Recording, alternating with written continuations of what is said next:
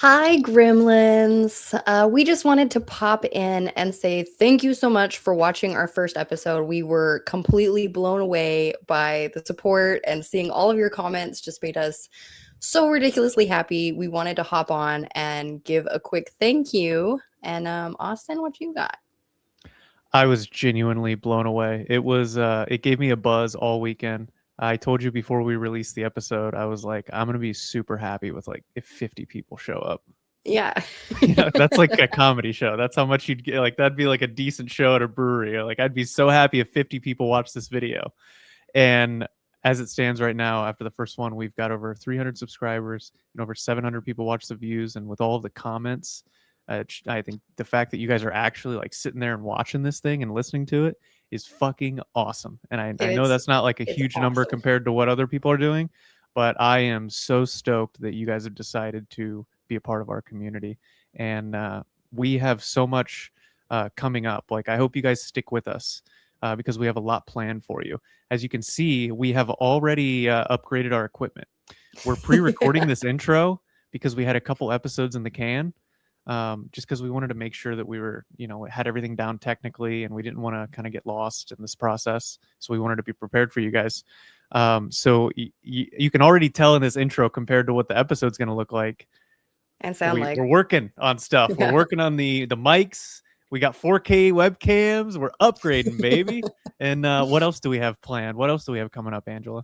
Well, we were having so much fun making episodes that we decided we want to kick it up to 2 episodes per week. So we're going to be releasing episodes on Wednesday night at 9 p.m. and Sunday night at 9 p.m. so that you guys can have it on Monday night for for Monday morning for your drive to work, or at night when you're going to bed, whatever. We want to do 2 a week. We really enjoy doing it. We're just having fun. So we just want you guys to join us for the ride. We're going to do 2 a week. And we're also going to be introducing some guests. Yes, we already have one recorded, and we have some others scheduled. Yes. So that's something to look out for. Some new faces, some familiar faces. So we're really excited to start rolling those out and see what you guys think about those. So always let us know in the comments your thoughts, what you want to see, what you want to see more of, because we're just kind of figuring stuff out right now. And I personally dipped into my table money fund, hired a private investigator, and we are trying to track down Crispin. Yes. We want to get him on. To find. He is. He's the last I heard, he was in Albuquerque working working at a family video.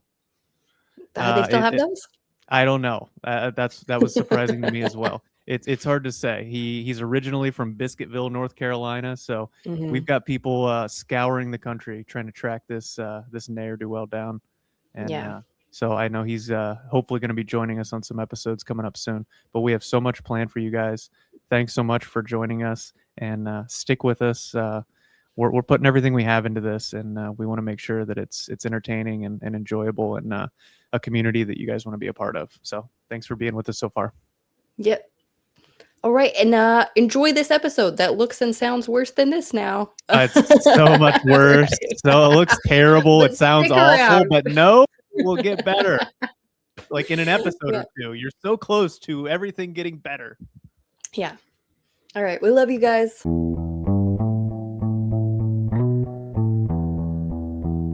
Our pets' heads are falling off! Ladies and gentlemen, welcome to Trippin with Austin and Angela. I'm Austin.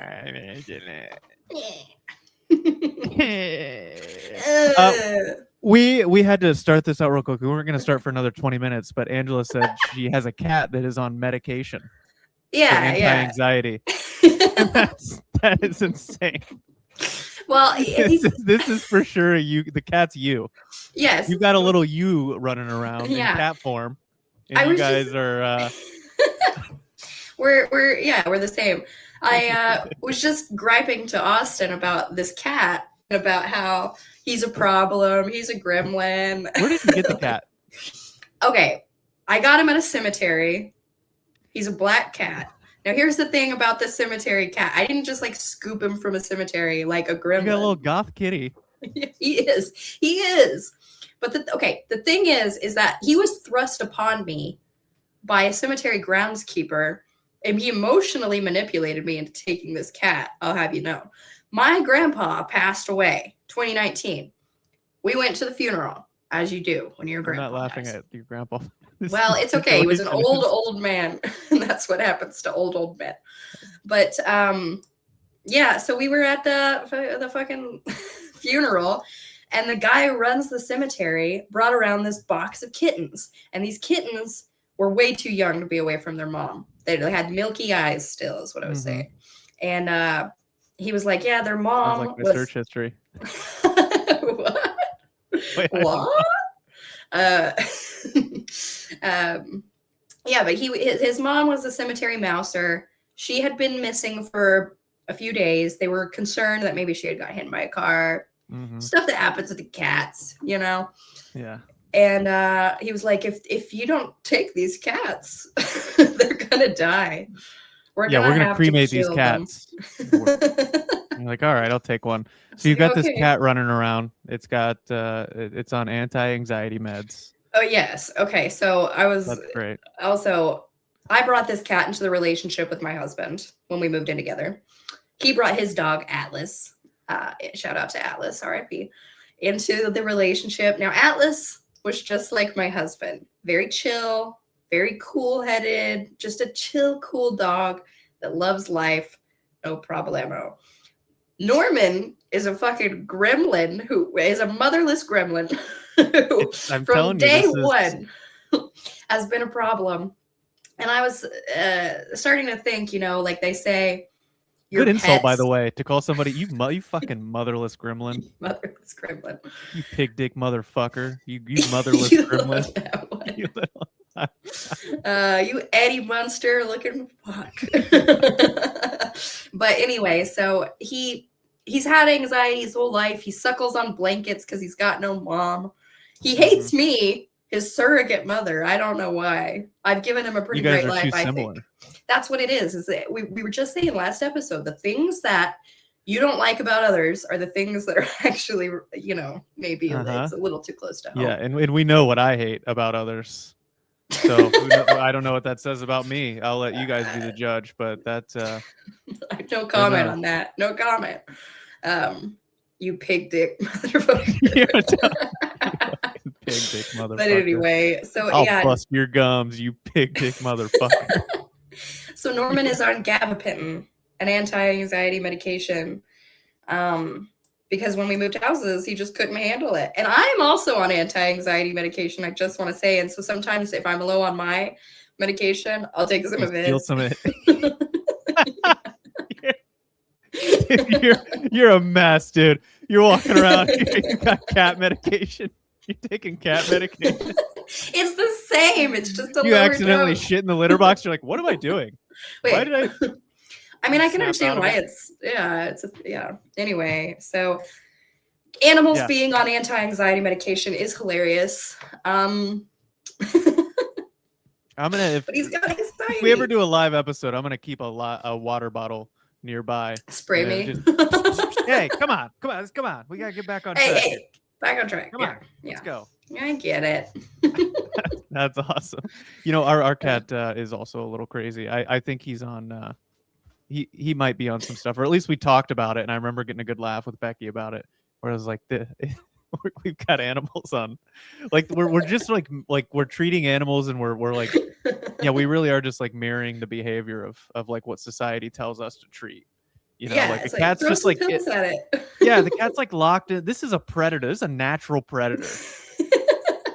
All right, that is locked in a cage, which is a house. Like it can only do so much, and eventually it starts getting some anxiety. It's like, hey, I need to be out there on the hunt, dude. Yeah, I need to kill some things, and because it's not able to be its true self, you know, it starts like clawing at the couch, and we're like, hey, that's not cool. We better get some pills in this thing. We better mellow and this it's thing the same, out. I think, with humans in some way, and that's not to discount anybody that is going through things, but I think in a lot of ways, sometimes we aren't able to be who we really are. As you know, we feel kind of boxed up. You know, if you have like ADHD brain, you know, that's why like I know I get caught up on scrolling on TikTok if I don't have anything to do. You know, we talked about how I can be very obsessive, and I like being in those headspaces Yeah. where you just get locked in on something for, like 32 hours. There's a certain It's amount of like bliss. euphoria that kind of comes from it too. Yeah, just complete hyper focus, completely detached from everything else in the world. Like it's you're not thinking about anything. You're not in this feedback loop of self-doubt or whatever else is going on. You're just locked in on something. You're creating something, you're building something, whatever it may be, you're focused on something. And I think like cats are the same way. They're like, dude, I could be like hunting. I could have killed 50 mice today. Yeah. And instead Take out some of this, yeah. I also think it's funny that we want to get our cats on drugs, like catnip. We're like, hey, let's fucking give us some catnip. Try this out. Go nuts, guy. Yeah. I think that like from an evolutionary standpoint too, you just kind of touched on something that's funny where it's like when we were,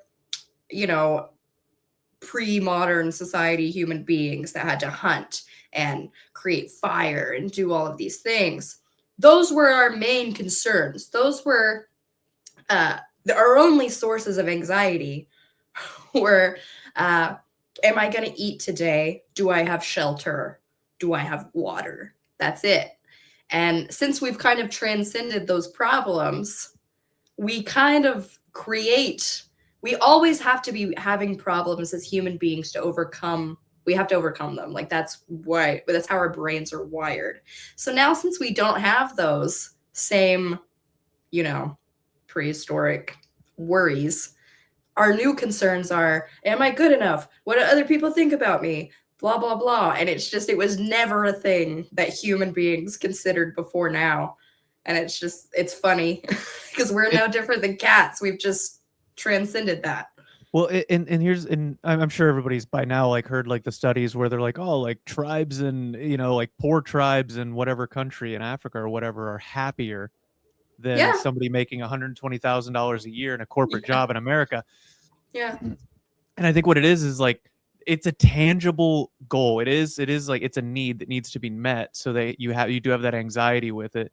But then when you meet it, that is relieved, and I think you have that sense of accomplishment and purpose, and you've purpose, and you've actually done something, and it allows you to be content. Whereas we have these like non-tangible goals, like you said, where you're like, "Am I good enough?" I just saw this guy on YouTube that has a private jet and 5 million followers, and I don't have any.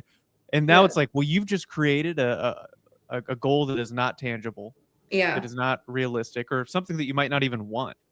But you're in comparison, you're like, I feel like I should have this. Like, am I happy? I thought I was happy, but this person really seems happy, and you're just creating all these problems that can't be solved. So you're living in this constant state of running your wheel. I also think community, like tribalism, there's so much to that gives human beings purpose. Like we're meant to rely on each other for support. I'm reading this book called Tribe by Sebastian Junger, and it's talking about how people, it's something you just touched on a little bit, people that are in this like higher tax bracket have higher rates of depression than people who are barely getting by, who have to depend on their neighbors and their families and their communities to get by. Those people are inherently happier than the people who have all of their needs met and are doing it on their own. It's lonely, And there is something to that too. Like we need to have each other to survive. And there's just something that the more that we kind of get detached from that, the sadder people seem to be, or the more unfulfilled, I guess I should say. But I like my instinct on why that is like you said, is we at a certain point in our evolution, we're like, all right, we have better odds of surviving as a group than we do individually. Yeah. And then eventually, those are the people that keep surviving generation after generation after generation, and you do come to depend on those people. And I think the people that like natural selection is just like the traits that are effective for you surviving. That's all it is. It's not like one's better than another. It's just like in this specific environment, that's just what was the most effective. So if, we'd been in these environments where working as a team and being a tribe and being a community was effective, it's been ingrained in us and our DNA. And then you get to a point where, like you said, where we're at now, where now we're becoming a little more detached from people.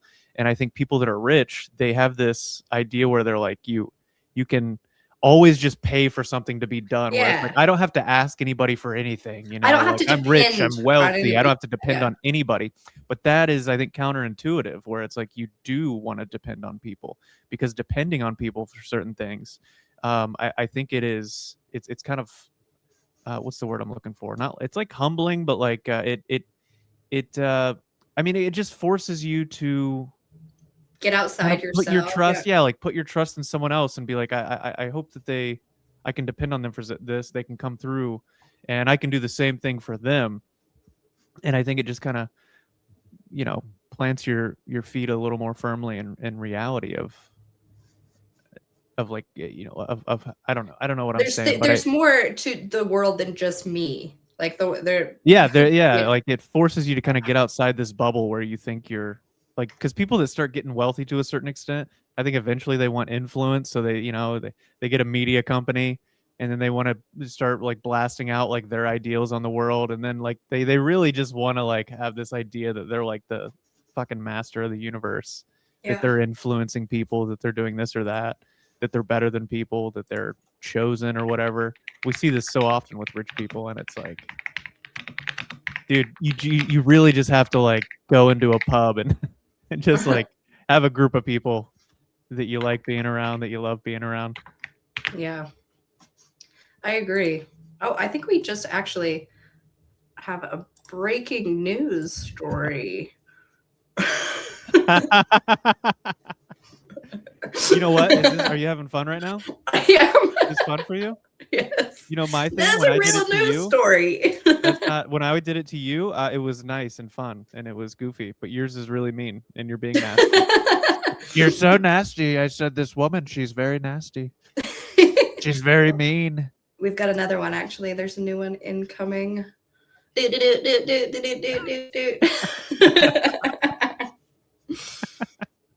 Anyways. Wait, which one was about me? I'm still undecided on that. I'm like, about you. Yeah, maybe so, buddy. You got any new schemes you're Speaking working of on? knowing everything, I've got something for you guys. I don't know Yeah. everything, but here's what I do know. Now, you know that I like to keep my nose to the limestone. All right, I like to keep my Is that what ear you to call the cocaine? ear to the what? Yeah. Is that what you call cocaine? I like to know what's going on out of there. I like to take shots out there. I have recently come across this new asset class.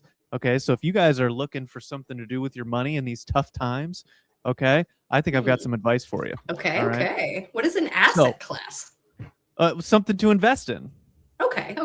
Because I as don't we make all many know, investments. I've made very poor investments. the dollar right now, like in 10 years, what is the dollar going to be worth with inflation?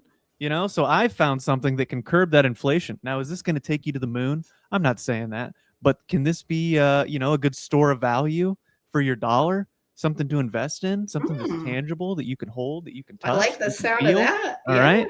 Now, here's what I'm talking about: plastic fold-out tables. You heard me right. Okay. Yep, okay. just like a 6 foot, 8 foot that you would use at like a picnic or a barbecue, or like if you had a graduation, you just have some plastic fold-out tables. Yeah. What's the scheme? How are you gonna use tables? Well, there's no scheme. It's just a great investment. I had to buy some tables recently. These things go for about $60 a pop. So I go, I bet I could find some of these on Facebook Marketplace. I can get them for like 20 a pop, right? Nobody's letting their tables go, my friend. I don't care if they have a plastic fold-out table from 1994. Okay, it'll be all scuffed up, and they'll be like, the best I can do is 55. And you're like, dude, brand new.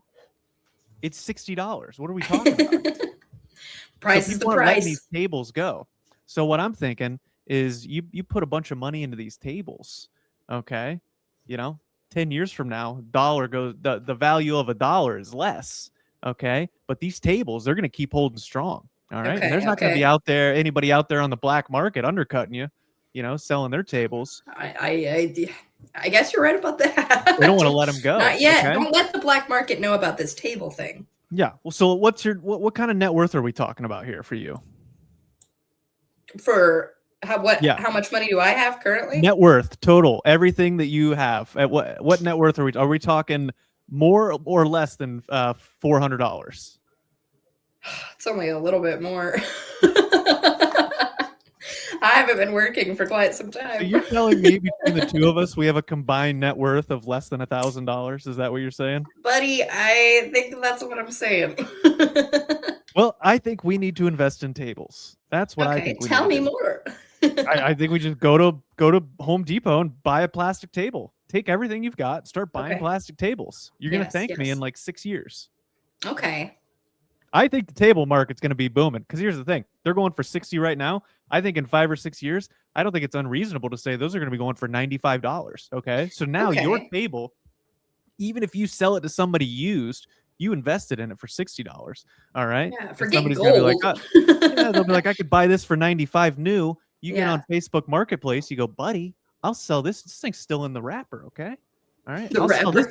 They come wrapped. They come wrapped, I'll sell you this table for $80, okay? And now you have just increased your investment by 33%. I mean, if you go back and you look at the S&P 500, I think, comparatively, that's a hell of an investment. If you can increase your investment by 33%. I mean, that's a higher number than zero. And all this makes sense, I think, if you don't think about it. I think I think you should just trust me here. Let's get into tables. Rent out the tables. You could rent the tables. Now we're cooking. Yeah. Now we're cooking with gas. Yeah. Somebody has a graduation, one of these rich assholes, you just go around the, like a nice suburb. Yeah. Right around graduation time. And we'll just leave some little pamphlets. We'll go, hey, looking for tables? You need tables? Like, I'll bring it. I go, you can spend all your money on tables. Like, I can bring them over. Where are you gonna store them? Come on, you want to rent them from me? Yeah, rent them from me. I'll bring them over. I'll get you set up. That's easy money. That is. And then later down the road, we can still sell our tables. Yeah. Yeah. Okay. I'm starting to come around to the tables. Baby, I'm in the business of tables right now. And business is booming. Boo, boo, boo, boo.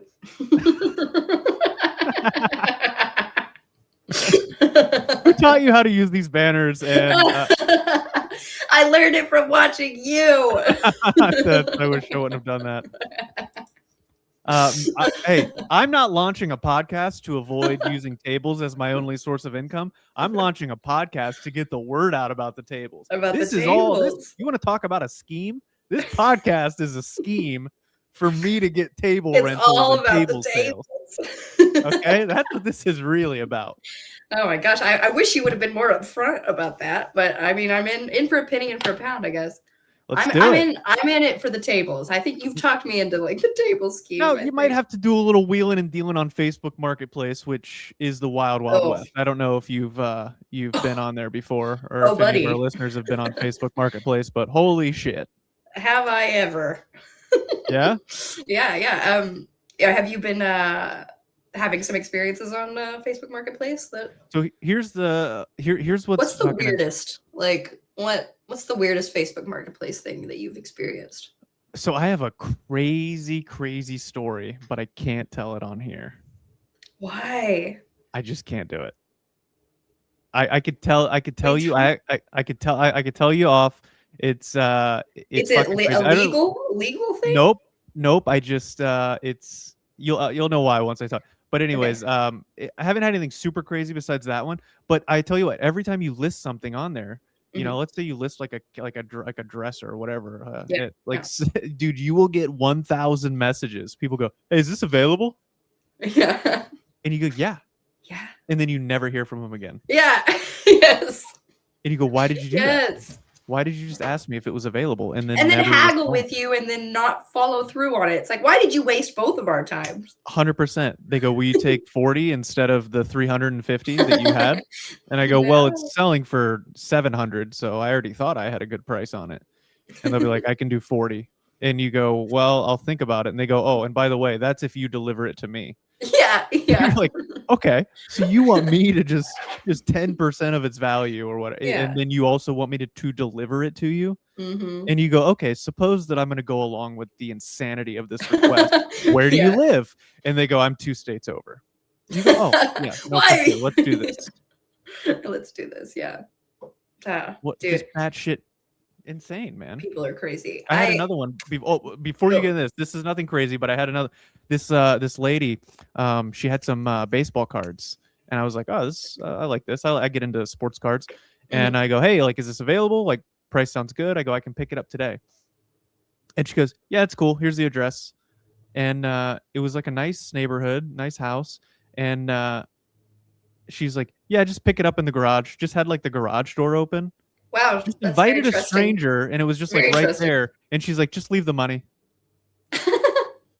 And I did, but I was like, lady, you are for sure going to get scammed here. Like, somebody's going to take your stuff and then just not leave any money. And also, people just know where you live. Yeah. Like, and that's the weird part. What's in your garage to come back later? Or just take it now. Yeah, I did steal her riding lawnmower, and I left her $75. Did you ride off on the lawnmower? I did. She caught me very quickly because they don't go very fast. Yeah, that's the thing about those. They don't go very fast. Yeah. What about you? Any crazy experiences on Facebook? Dude, I am about to blow your mind. Okay. I'm not being hyperbolic when I say this. I witnessed a murder because of Facebook Marketplace. I witnessed a man die in the street over a camera being sold on Facebook Marketplace. An actual murder. A murder. I was the one who called the police about the murder. That is insane. And I kind of forgot about this until we were talking about Facebook Marketplace again. And I was like, how does one forget that they witnessed a murder? Like, what's wrong with my brain? You just buried it down somewhere. It was of no consequence to me. Okay. I guess. The story. Well, that's a little. That seems scarier than. Maybe you're this. You call me a sociopath for eating tuna and drinking milk, and you're over here witnessing murders, and you're like, you very much are. Bother me at all. I watch a lot of scary movies. Maybe that has something to do with it. I don't know. But yeah. So okay. Here's let me set the scene. I wasn't involved in the buying or selling of this camera. I was just coming home from work one night in my car. I'm trying to turn into my apartment complex, okay? So I'm in the street, middle of the street. On the right side, houses, neighborhoods, right? And there's a house right here on the corner. And if you go left, you're just turning straight into my apartment complex. And so I'm trying to turn in, but there's this car that's not on the right and not on the left, right in the middle, making it impossible for me to turn into my apartment complex. So I'm like sitting there. He's got no lights on, by the way, either. And I'm like getting fucking irate. This guy is fucking not on either side. Like, I can't get past. Like, what the hell are you doing? And turn your lights on. I'm like flashing my lights, and I get angry in the car, but I'm very non-confrontational. So I'm not one to just like roll down my window and be like, fucking go or whatever. I'm sure that guy. I'm not that guy. I'm too scared that somebody's going to shoot me, which is a pretty realistic fear. I think everybody in Texas has guns. Road rage is a thing. I see videos online. People get shot in road rage all the time. So I'm just like, move, please. But inside, I'm just like fuming. Yeah. So anyway, I'm just sitting there like in the middle of the street, like move. And then all of a sudden, a guy at that house that I'm sitting right next to runs out of the house. He's wearing like a hoodie and all the like just black hoodie. And I hear fucking gunshots like right next to me. And this guy just fucking falls to the ground dead. That's fucking crazy. And so wait. So who fired? Was it the guy in the car that fired the gunshots? The guy, the homeowner. The guy who was shot was coming to try to pick up this camera. Did you say homo nerd? The homeowner, It doesn't the matter. person who what you're into. owns the home. Can I see homos naked? This homo Cool, nerd. dude. Fucking homo Who nerd thinks he shot a has guy. the You don't right have to insult just the guy. You don't know why they were defend fighting. himself. Yeah. So Fucking gay dork just unloaded on this guy. It does that concern you what they're into? You don't need to insult people for what they're. okay, I'll reel it in a little bit. I'm sorry about that. Oh, To all the- homeowner. Oh, he owned a home. Okay, I see. That was on I'm me. sorry to all the That's my homo bad. nerds out there that just offended. I love homo nerds. I'm friends with a lot of them. So Yeah, please don't come Angela's for a me. gay dork Yeah. herself Yeah. with a So haunted cat. the gunshots go roaming off, right? around. The gunshots go off. And this car peels off. And I'm like, what is happening? I'm fucking peel into my apartment complex. I immediately pull out my phone and call the cops. I'm like going around to the back of my apartment complex because I'm trying to get away from the gunshots. This all happened very fast that I don't really know what's going on. I definitely didn't know it was about Facebook Marketplace at the time. That wasn't my first instinct for some reason. Now it is. But I call the police. Police show up and they get there. They want to talk to me. They want to talk to me at the scene, which they haven't cleaned up this guy yet. He's still in the street. There's still a massive puddle of blood around him.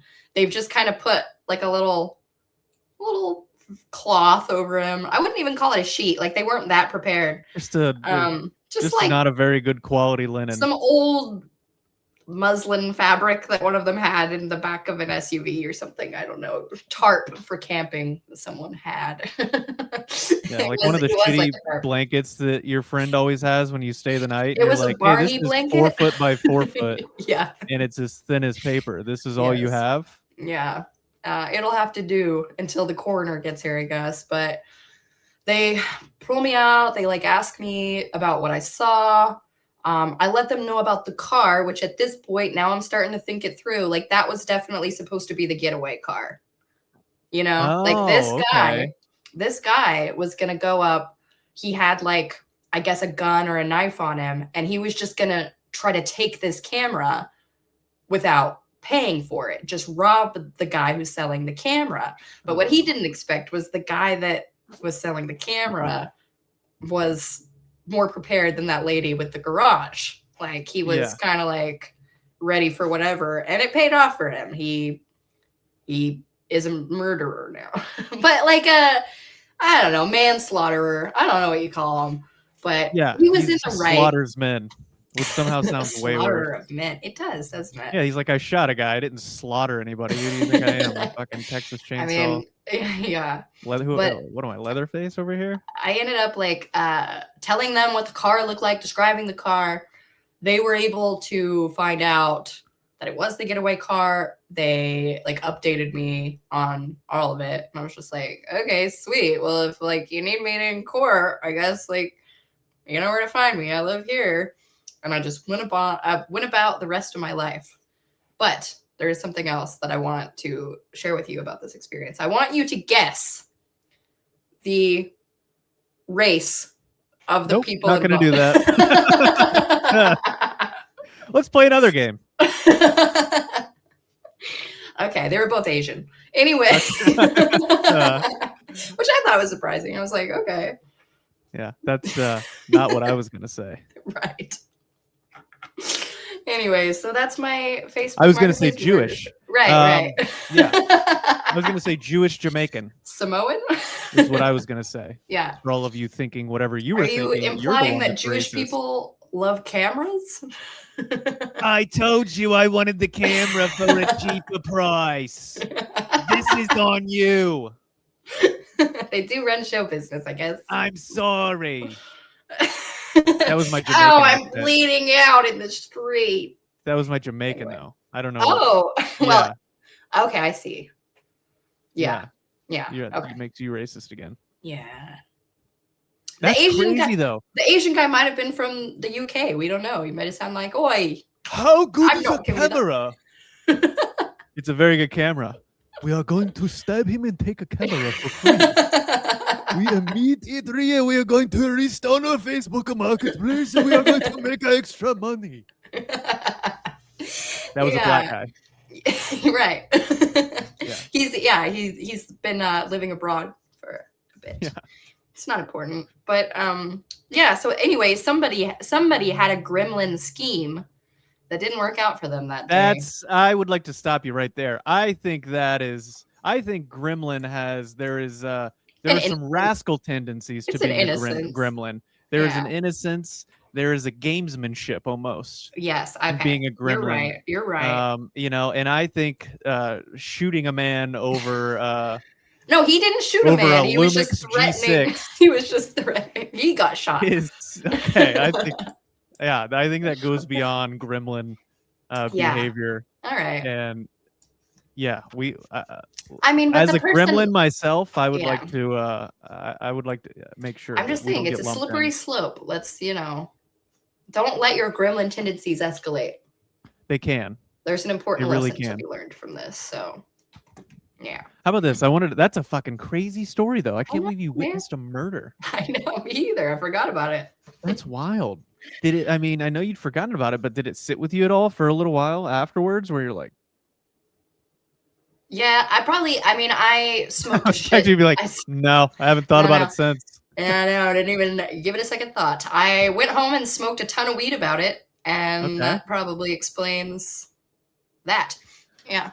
I love the idea of you possibly being a suspect too, because when you're in your car beforehand, they catch you on camera. If you were the kind of person that would like yell out the window, you're like, move or I'm gonna fucking kill you. Yeah. And they're like, we have you on camera, raging and you're shaking in your car. That was saying I'm going to kill you. Yeah. No. Thank God I'm just a sweet little innocent person. I probably would have been a suspect. Yeah. I probably would have called him a pig dick motherfucker. Like, I'm gonna end you. Yeah. And then they're like, this guy was murdered. Was it you? I don't know why you would think that. Yeah. This was definitely just like I was just the lucky one in the wrong place at the wrong time, coming home from work at exactly the right time for this shit to be caught in the middle of the getaway car and the murder. I'd be like, what? But yeah. Yeah, Facebook Marketplace can get wild out there, man. It really can. Yeah. I wanted to switch gears here. I saw something that I thought that just killed me. I saw this a Beatles concert, and this was one of their first concerts that was recorded. Are you a time traveler? No, I didn't see it live. Okay. I saw it on the You're YouTube. older than I thought. Okay. I saw it on the YouTube. Oh. Turns out they got videos of everything that's happened. This episode sponsored by YouTube. We should do fake sponsors. We will. We just have to get our footing first before the sponsors start coming in. I mean, that's how it always works. Yeah, this episode sponsored by Facebook Marketplace. Yeah. Have you or a loved one thought about being murdered in cold blood over a Canon 4269? Over a $200 camera? Well, come on out to Facebook Marketplace. But anyways, this Beatles concert, this was during the height of the mania where women are just losing their minds. Yes. Which, by the way, it is crazy to see back then. Like, they weren't even listening to the music, really. No, like, they would just their come out haircuts. and they would just scream. I mean, there was like a feral nature to these women. They're just like pissing themselves and fainting and throwing their underwear at these guys. I love when women get That is such a feral thing to do. I love it when women get throw feral. your underwear at a musician. Yeah. Where you're just like, smell me. Maybe he'll want to date me if he smells me. Like, it's just going back to the absolute feral, just we're animals. Yes. It's fucking, so it was like, you could see it and you could hear it in the crowd. They're losing their mind. They can't control themselves. Front row, there was a guy that was clearly there with his girlfriend, and she's losing her mind the whole concert. And the whole time, he's just like sitting like cross-armed. Yeah. And he's not smiling. He's not singing. He paid for it, by the way. He paid for it. He was dragged there. And you can tell the whole time he's just like, I don't see what the big deal is. They're not even that good. Yeah. And she's screaming. Very simple every songs. single word. Yeah. I just love Poor guy. I love the idea that like she's so outwardly like, if they call me up or backstage, like This is over. I'm out. For sure gone. But this Yeah. guy trying to convince himself, because objectively, like even if you don't like the Beatles, you got to be like, man, they're just one of the best of all time. They're so good. I think they're pretty overrated, if I'm being honest. But if they were, but if you were in the concert at the time of the height of it, like you can't argue that there's like a phenomenon happening. so overrated might be saying they're the greatest band of all time. Right. If you appropriately rated them and you're like, I think they're the 8th greatest band of all time, that's still an incredible. That's you're Like right. they're You're right. they're so they're so revolutionary in so many different Yes. genres. Mhm. So I love the idea of this guy trying to convince himself that they're just not. He's like, I don't think they're gonna take off. I don't. It's his own ego. Yeah, Just it's gonna being- go on to America and see what happens. yeah, I don't think they're gonna like them. I they don't. won't accept him there. They won't make I it. don't. Yeah, they're not that good. They're not even that good looking.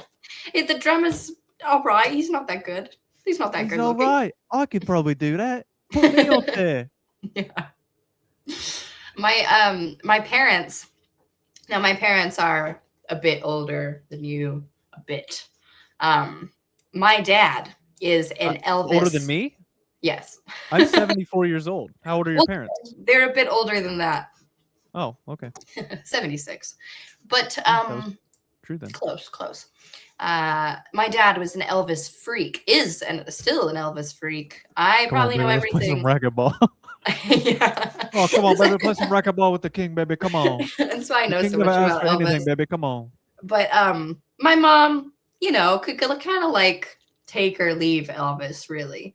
But my dad was it's the exact situation that you're describing, but it's an Elvis concert, and my dad is the one metaphorically throwing his underwear on stage at Elvis, and my mom's just like, I don't okay. get it. Okay. Yeah. Ironically, my dad's name is Ellis, which he loves because it is very close to Elvis. I like it. Yeah. Ellis. There's a famous ball player, Ellis Burks. Ellis. It's a pretty cool name. You don't hear it a lot. Mm-hmm. Yeah, it's one of those names that is that people definitely don't have anymore. Also, have on that note, have you heard that song Gary? By who? It's like a big song out right now. It's kind of like a country Gary? by Steven Wilson Jr. Is it about a guy named Gary? Yeah, it is. So it's basically like he's like, ain't a lot of boys named Gary these days.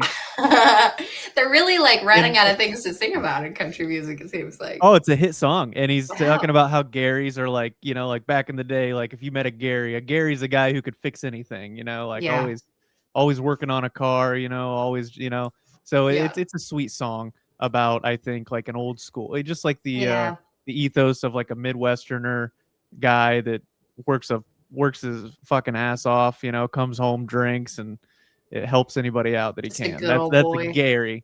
Yeah. And he's like, ain't a lot of boys named Gary these days. And after I heard that song, I had an interaction with like 6 Garys over the course Yeah. of 3 days, and I was like, everybody's named Gary.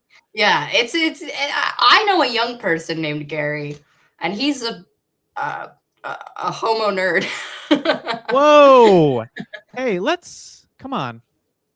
We might have Sorry. some of these people that Sorry, listen to Gary. yeah.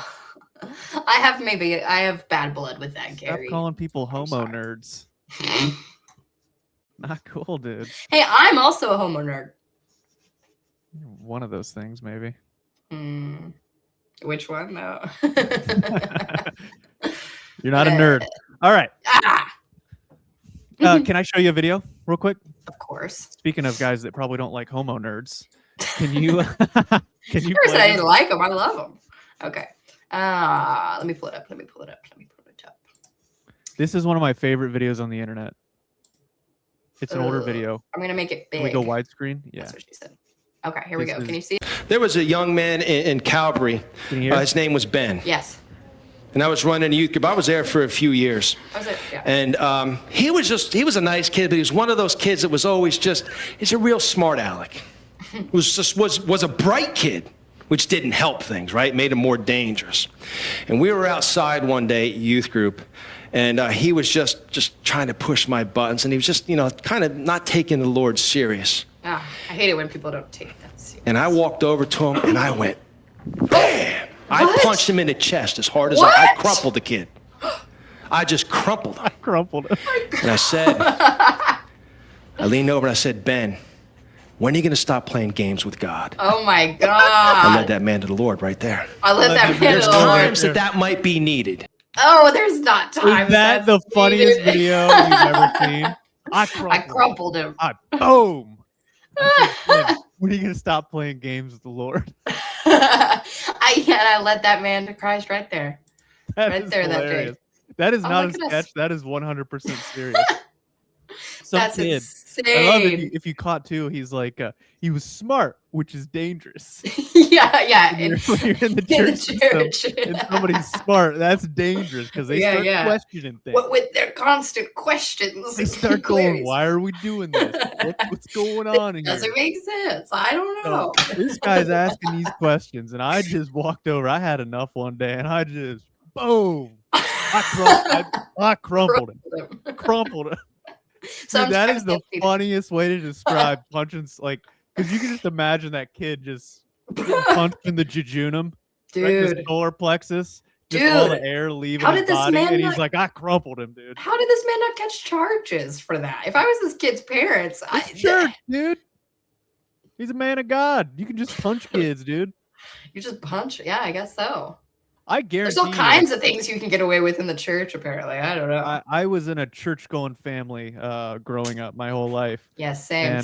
I for sure had some pastors or youth group, like they could have punched me, and my parents would have been like, Yeah. I had a He can do pastor's that. kid. I had a pastor's kid hit me in the head with a metal pipe. Dude, pastors' kids they're a He weird was- bunch, aren't they? Yeah, we ended up later becoming good friends, but we had a rivalry. We were the only two kids in the whole church. It was like a 30-person church inside a house. It was very strange. Mm-hmm. But that's neither here nor there. We had a rivalry. We hated each other. I don't know what it was. We just didn't get along. Oil and water, I guess. Yeah. And I asked him to play hide and seek because he was bothering me one day. I was like, let's play hide and seek. You hide wanted first. yeah, I see. And I just never went and found him. And then he didn't take to that very kindly. And he found a metal pipe out back of the house. And he came at me with that metal pipe pretty hard in the back of the head. And maybe Dude, that's he what's wrong smacked with you me. with a metal pipe, crumpled you.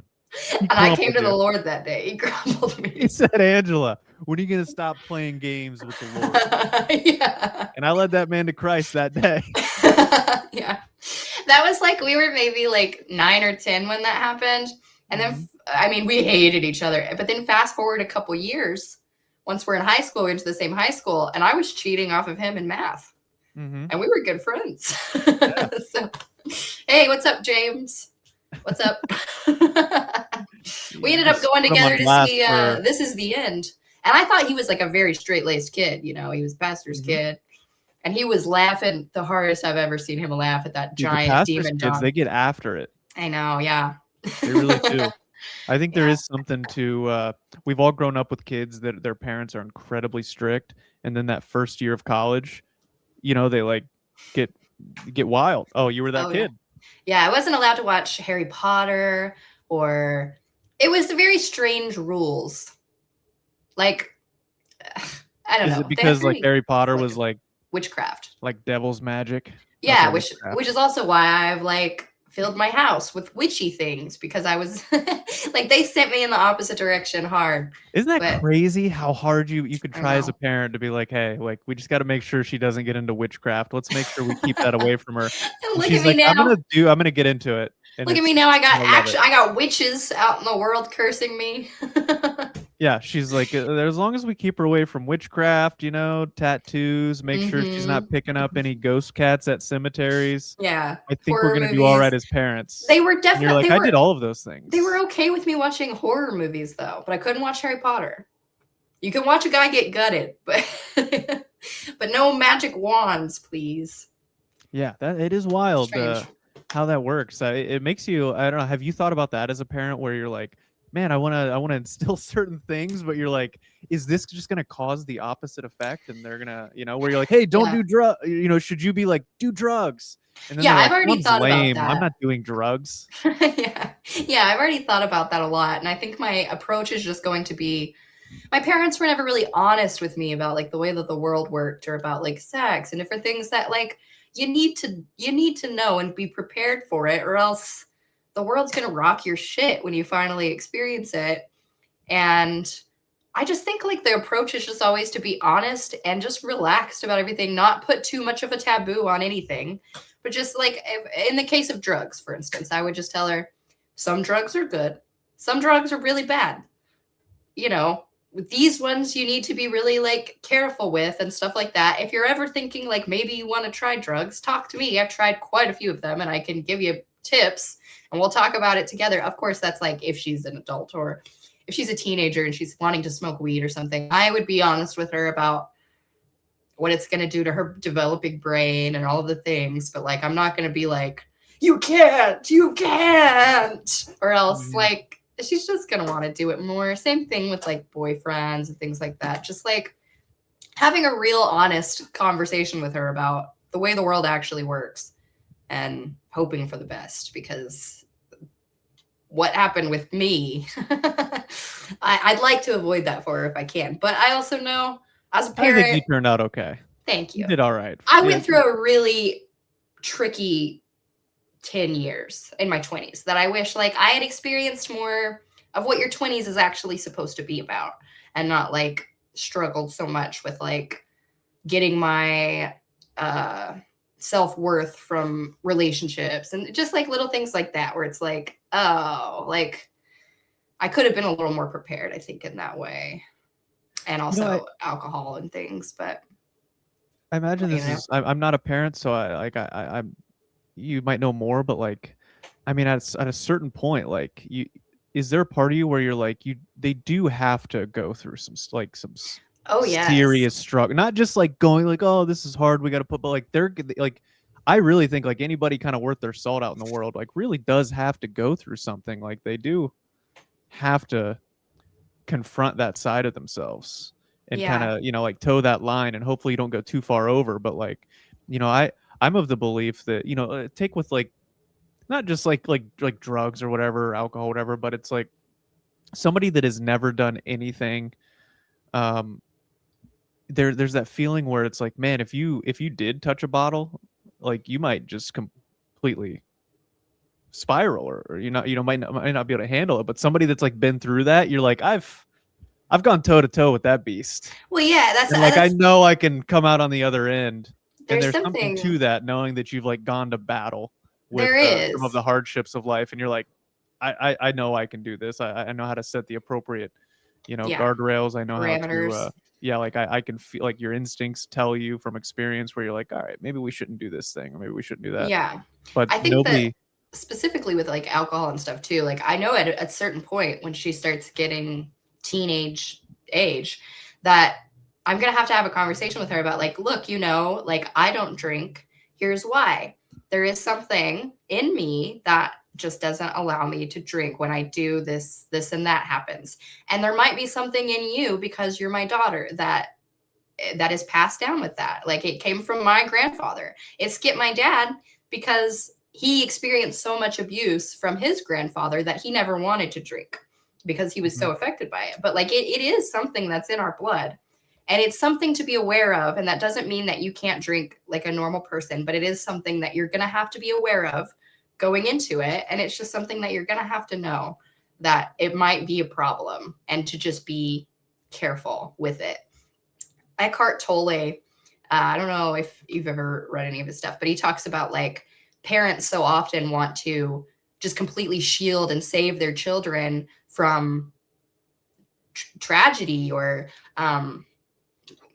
maybe tragedy isn't the right word, but just like shield them from all of the negative things about life and save them from that, because you want your child to be happy. You don't want to see them experience pain, but as human beings, that is just something that is never going to be able to be avoided. You're going to have those things in your life. Trying to shield them totally from them is not your job as a parent. Your job is to keep them alive and be a support for them and teach them how to go about life in the healthiest way that you can. And you're probably going to mess some stuff up, and you're probably going to have some effects on them that it's just unavoidable. But those are the things in life that make a resilient person, that make a person strong and capable in the real world. And if the more you try to shield them from it, the more you're doing them a disservice in the long run. So that's just what, Very well try to live said. by that. I think that's very insightful, and I think you have a great perspective on what you're trying to instill in your kid. Thank you. It's wild how it's just like you really never know, because like I think you said your parents were very strict. Mhm. Mine were not at all. Okay. Like almost too like, hey, like if you're like, oh, like if you're gonna drink or do drugs or whatever, just call us and we'll drive you home. It was never like don't do them, but like too loose with it. So I think now as an adult, I seek out structure. Like I told you the other day about like I always have like these like guidelines and like rules that I'm like implementing for myself. Like, I can't do this, can't do that, whatever. I think it comes from that, where it's like I'd never had any of that. And I think I try to implement this kind of stuff later in life, because I'm like, I think it can be good. Both are good, like I think it could be good to have that like jellyfish mentality where you're just kind of going with the flow, like you're flowing with the wind, like it opens you up to new experiences. It allows you to try different things, take risks that maybe somebody a little more buttoned up wouldn't take. Be exposed to new ideas instead of like maybe like, hey, like witchcraft, this is bad, but it's like, hey, like go see what that's about if you want to, see what that's all about. So they can be good, but it can also be bad. And that sometimes I think like if it's too unstructured, maybe like I had, sometimes you can get a little too far away from home base, and you're like, dude, I'm totally lost and I don't have guidance, and now I've got to find my way out of this fucking forest that is dense. Too much of and anything, I don't know, and and sometimes that can that can have negative effects, I think. Where that's why you gotta have the balance. Situation, so it can like leave you with some like scarring effects, where you're like, man, I wish I would have like not been in that one. That was a rough one to be in. But again, if you're a little too protected, I suppose you would never be in that situation.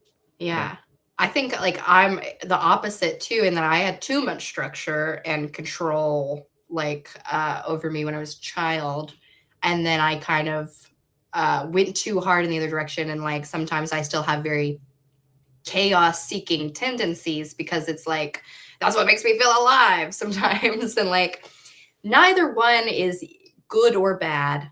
You need to have a balance of both. You get into the whole like what's good and what's bad.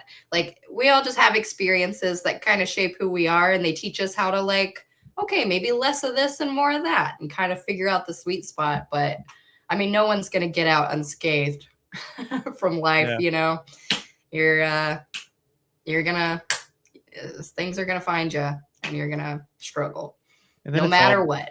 It's kind of just like a cycle too, where it's like, it wouldn't be surprising if your kid grew up and was like, like I'm not really into those kinds of things. Like maybe a little more buttoned up, like, a little more kind of strict herself. Because it's just it's always just the opposite of your parents. But then it's like, then her kids swinging will be like grandma, where it's like you'll like relate to them because they're like, it's too strict, I want to get out there, and you're like, grandma knows what you're talking about. It's always just a learning curve, We're all just like a cycle, trying to figure it out. And I think that's why balance is such a good thing, trying to have a little of both extremes. I feel like my kids are gonna be little fucking hellions, because I'll like all of the like the they're gonna be like Ben, too smart, and what was the other word he used? He's dangerous. Well, dangerous, but he crumpled him. He's gonna get crumpled by a pastor someday. Because I was I was a little porky mouth when I was younger though. I could see that. Oh I could see yeah. you being a little smart aleck. Oh yeah. I was Yeah. I was constantly in school. I was definitely like class clown. I was Mhm. also constantly like challenging teachers to the, but I don't think I was like a problem child. You know, it wasn't bad. So like I remember this one class, I just had isolation because I was constantly talking with people during class, my friends, trying to make them laugh. Yeah. So every single day she'd be like, Austin, isolation. But she also, I was like one of her favorite students. So I would get Yeah. away with so much. And then sometimes like the kid who never got in trouble would do one thing. And the Yeah. teacher would be like, hey, like you're in trouble. And they'd be like, Austin's been doing what? This isn't fair. He's been up Yeah. walking around talking to people. And I'd Yeah, be but like, I like "Hey." him. Yeah, I'd be like, yeah, Yeah. you're in trouble. She's in trouble. You gonna get her, teacher? Huh? I'll be honest, when I worked at a middle school at the front desk, and the kids that got in trouble the most often for smarting off and stuff, they were my favorite kids. I like kids that kind of push back against authority and kind of like question the status quo and try to like push their boundaries and see what they can, because I was so much not that kid. Like I craved the approval of authority. Like I needed you to be stoked on me as a kid. So I enjoy that about the kids opposite. these days. Yeah. I'm the total. I think it's the cycle thing, because I'm the Yeah. total opposite, and I was absolutely that kid. Yeah. But now that I've gotten older, like tried to implement like more structure into my life, and I think I honestly, I like with a lot of the events that I do, like it never really dawned on me, but like this past weekend, like a handful of people called me sir, and I was like, what? Well, But just from like running the events, and they're like, oh, where should I put this, sir? And I'm like, bro, I'm not sir. Do you know who? When the fuck did I become sir? So Yeah. I actually think if I was like doing some inventory, I've now skewed into that like authority role. Not that like I think I have that type of personality of like, but like just like when you're running things, when you're running events, when you're like running Yeah. like comedy shows, running a business, like even when you People hire respect somebody, it. like you kind of have to Yeah. be an authority, but that's Or hard for me. competent. Yeah, if you're competent at what you're doing, I think people respect it and they give you the respect that they, if you were just a fucking bum that didn't know what he was doing and didn't have a clear direction, that might not be the case, Here's what's a problem though, is when I think you find yourself in authority roles, like if you're like running a business and you have to hire somebody, which we last year we recently had to like hire some people. Mhm. We hired a few people, like we did interviews and everything to help with our bookings and whatnot. Just all the stuff that goes along with like our stand-up comedy shows. Midwest Entertainment Group is our company. And I have that. So like you thrust yourself into that, but then I also am like a huge people pleaser. I So am you too. have that, like that's a mix that I realized I don't like. Mhm. I don't like being in charge and a people pleaser. Because I'm like, That's like, how I was with the normal world. reality was I needed Yeah. something like the reality was it's like, hey, I'm paying you, I need something done. But like the people pleasing aspect of me, I'm like, hey man, like dude, Like yeah, when if you we get can just, around like, to it, like whenever you get it done. I mean, I need it Yeah. tomorrow, but that doesn't matter. I could do it, I guess. yeah, It yeah, does. It's okay. yeah. So I that was, really like, had your to point. I found figure myself that not out. liking that, and you had the same thing. Well, just on normal world, like it was like I never was like in charge of anything ever. Like I mean, not that I like was in charge of. I wasn't the CEO of I know Blaze what or you're saying, anything, though. but like I had to. When problems occurred, I had to be the one to say, "Hey, you need to X, Y, and Z," or like if Dave and Garrett, whatever the case, like without talking too much about like Yeah. some of the behind the scenes stuff, it was just like there were times when I had to talk to an employee and like resolve a problem or just figure out problem solve, I guess, and smooth everything over and do all of that. But it's like I had never been somebody who's assertive necessarily before. And there were a lot of big personalities on that show. And it's like, okay, in order for the show to be successful, I have to tell this person something I am uncomfortable telling them. I'm going to have to. Or it's going to be a disaster. And I have to be the person to say it. And there was a big learning curve for me. And I got better at it as time went on. Still not my favorite thing. But like, you just sometimes have to rise to the occasion. And I feel like I'm better for it now. But it was very uncomfortable for me for a while. Having to be the person to do it. It is. I mean, dude, we had this when we were hiring people last year. I had, first of all, what a fucking nightmare that is. I do not like that at all. I am firing too. I've realized I think I am pretty good at like I told you on the other episode, like I'm a dreamer. I've got ideas. I you know, like I'll invest. Let's go to it. I think I'm good at like building like a solid company, but then scaling is not in my skill set in the slightest. Yeah. So we tried to like take that next steps towards scaling, you know, like having like an office space that we would work in, having having a handful of employees to help us so that we could scale and get bigger. And, you know, went through tons of, like put out the job listing, got a bunch back, had a handful that were just a disaster where they'd just be like, hey, can I come in and be hired? And it's like, that's your resume? Okay, no. It's just a piece of paper with crayon. Yeah. Hire me. $5. Yeah, expert. Bench warmers, you remember that? I am 12. David Spade. His birth certificate. So we had, it started with like 10 people looked good. And then I figured I would get them all into, we were like renting out this like office space, this place that we're using as an office space. I had like everybody come in. So I ended up having 10 people say they would, and then only 5 showed. Was it like a group interview kind of thing? So here was my thing. I was totally cool with like everybody. I was like, let's, as many as want to stick around, we'll have them, be helping us out and working for us. So it was like, hey guys, this is what the tasks are going to be. And I kind of went through those. And then, after, I think 40 minutes or so, I was like, all right, well, you guys can go ahead and get started. Like, and by the way, I told all of them, I go, all of this is paid.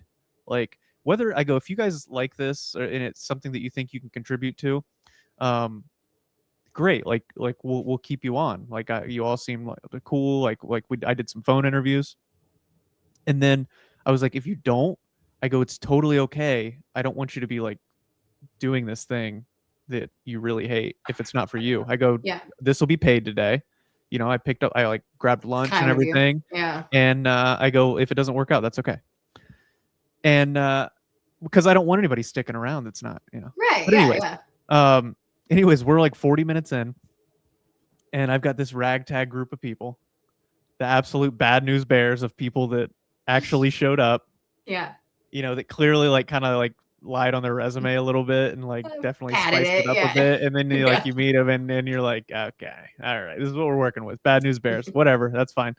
So this like 40 minutes in, I go, all right, guys, we're done with like me telling you how this works. Go ahead and start, and we'll do this for the next few hours, and we'll go from there. Yeah. And this lady like gets up. First of all, she's built like a middle linebacker. Okay.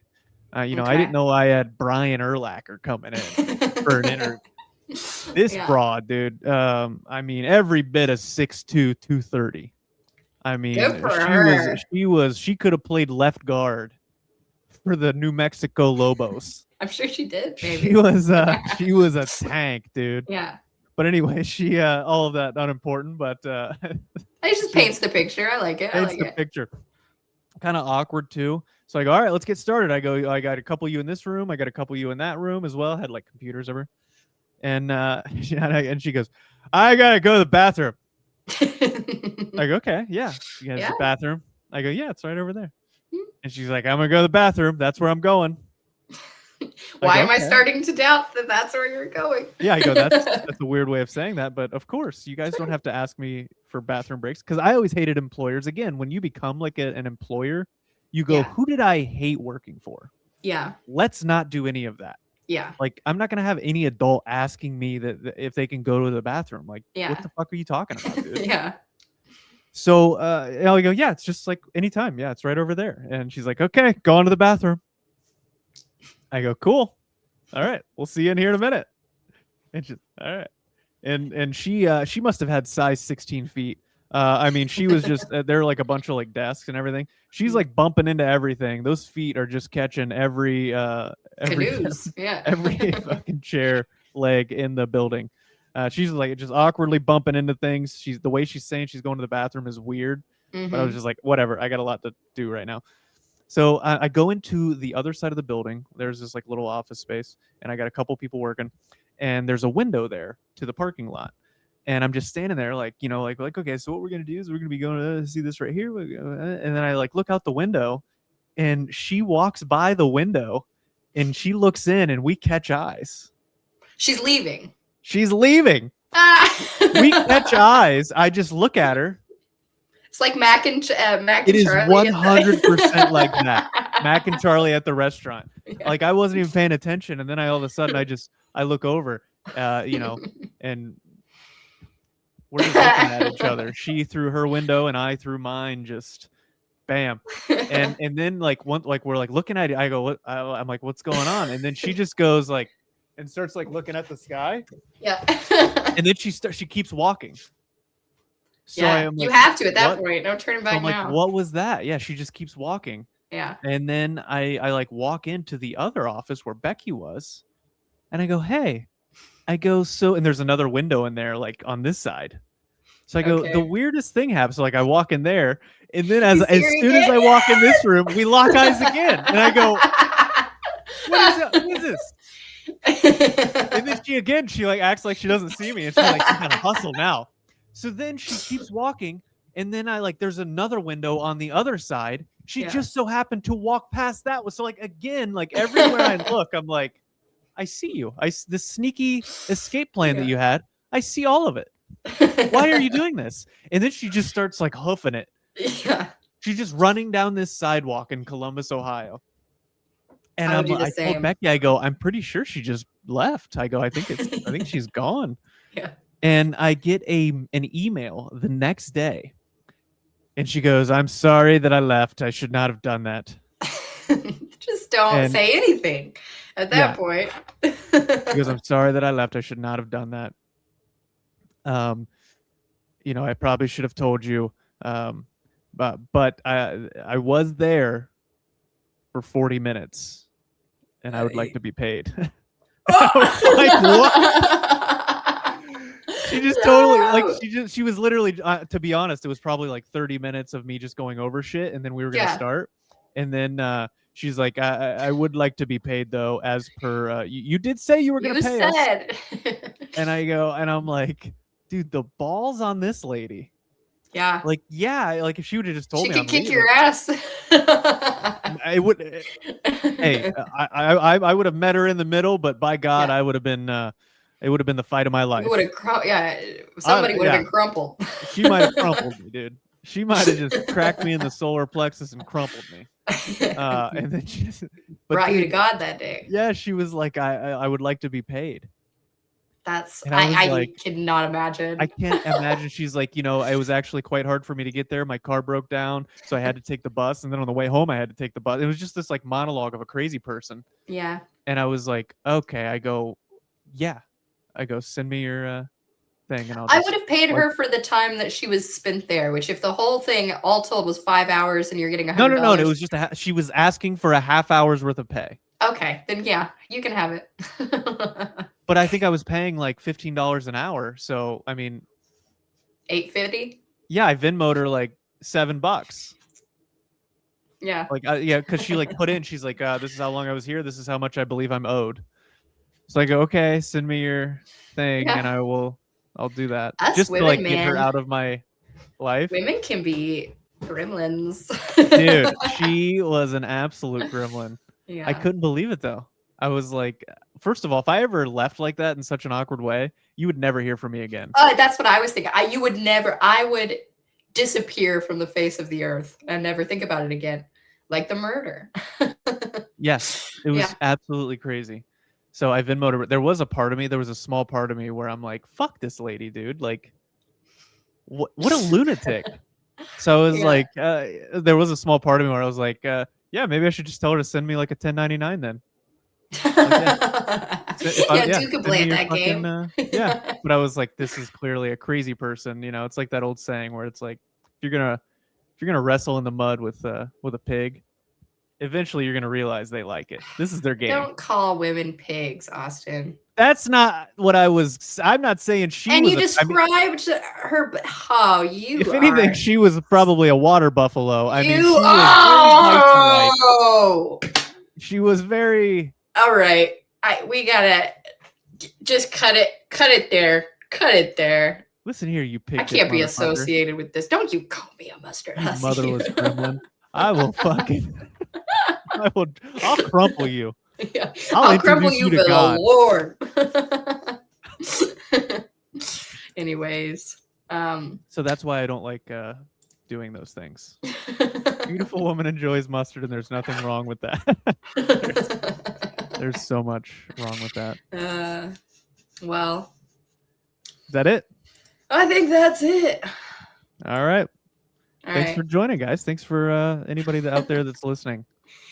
Yes, if there's one person out there listening, thank you. We love you. Yeah. Comment. Let us know your weird Facebook Marketplace stories. If you've ever left a job interview in an awkward way, I'd love to know all your gremlin tendencies. If your cat or dog is on anxiety meds, let us know what their problems are. I want to hear it. So I don't feel so bad about mine. Somebody's just got a poodle on Prozac.